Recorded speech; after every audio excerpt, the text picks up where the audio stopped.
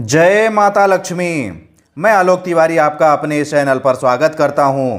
आदरणीय भक्तगण, आप सभी दीपावली के दिन माता लक्ष्मी की कृपा दृष्टि प्राप्त करने हेतु उनका पूजन अर्चन अवश्य ही करते होंगे, जिससे माता लक्ष्मी की कृपा दृष्टि आप पर सदैव बनी रहे।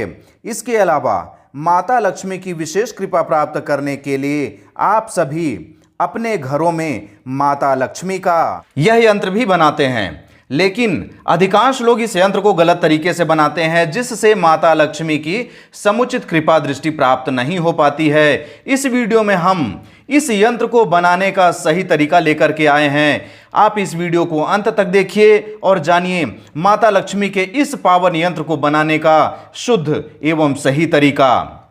कुछ लोग इस यंत्र को घर के पूजन कक्ष के दीवार पर बनाते हैं, तो कुछ लोग भोजपत्र पर बना करके अपनी तिजोरी में रखते हैं। लेकिन आप जिसमें भी बनाएं, बनाने का तरीका एक जैसा ही होगा। तो आइए अब आपको इस यंत्र को बना करके दिखाते हैं कि कैसे शुद्ध एवं नियम पूर्वक इस यंत्र को बनाया जाता है। सबसे पहले इस यंत्र को बनाने में लगने वाली आवश्यक सामग्रियों के बारे में जान लेते हैं।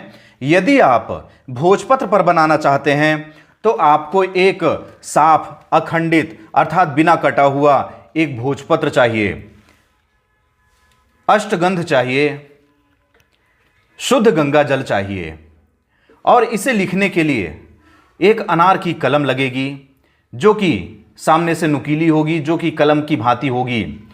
अब इस अष्टगंध में हम गंगा जल मिश्रित करके इसे घोल लेंगे और इसी के सहारे इस भोजपत्र पर हम इस यंत्र को लिखेंगे।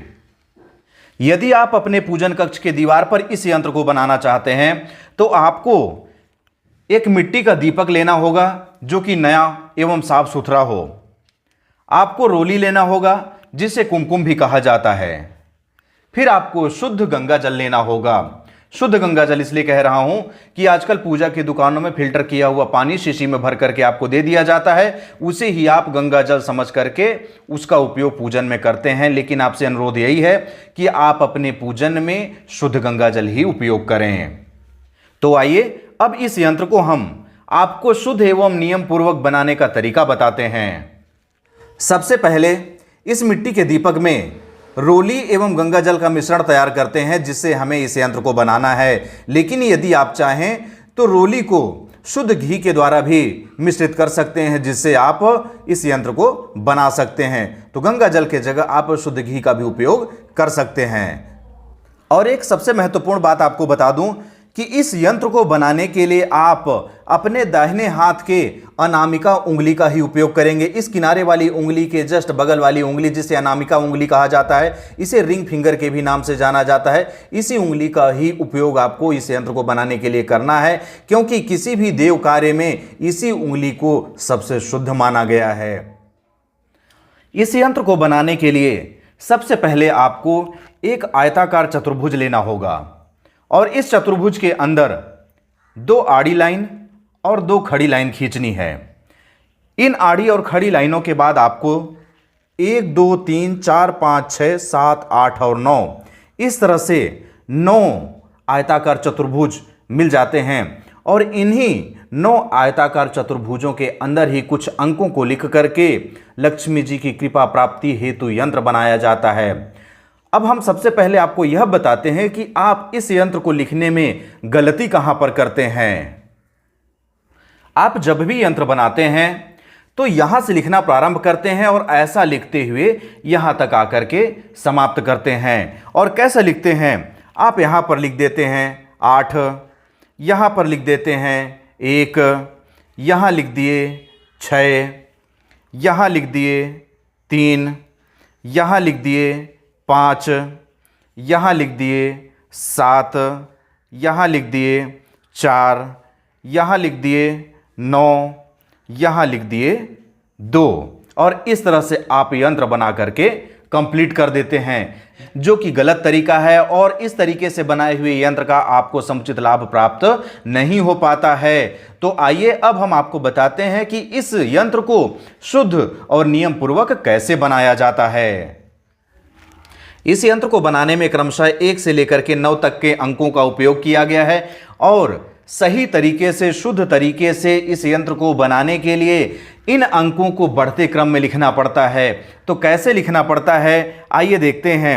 यहां पर लिखा हुआ है 1, जहां पर 1 लिखा हुआ है सबसे पहले हम वहां पर लिखेंगे 1।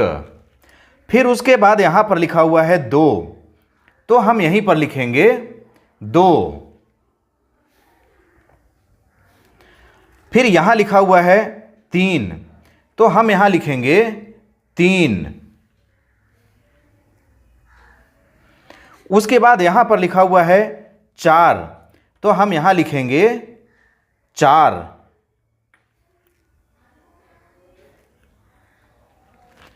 फिर मध्य में लिखा हुआ है 5,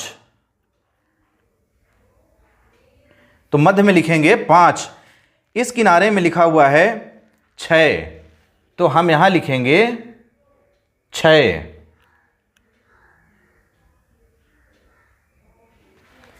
यहां लिखा हुआ है 7, तो हम भी यहां पर लिखेंगे 7।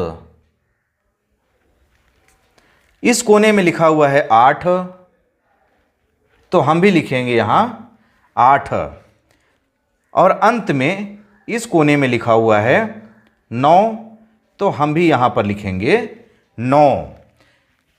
इस तरह से इस वीडियो के माध्यम से शुद्ध एवं नियम पूर्वक लक्ष्मी जी का यंत्र बनाने का तरीका बताया गया, और मैं आशा करता हूं कि यह तरीका आपको अच्छा लगा होगा।